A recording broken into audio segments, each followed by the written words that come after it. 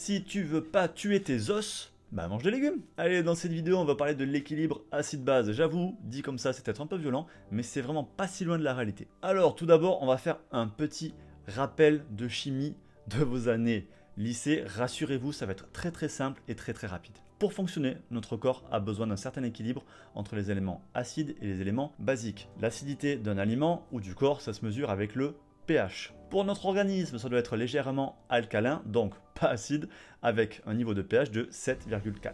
Sachant que le neutre c'est 7, donc on est juste un tout petit peu au-dessus du neutre. Le problème, c'est que la plupart des aliments qu'on consomme sont acidifiants. Attention, il ne faut pas confondre un aliment acide et un aliment acidifiant.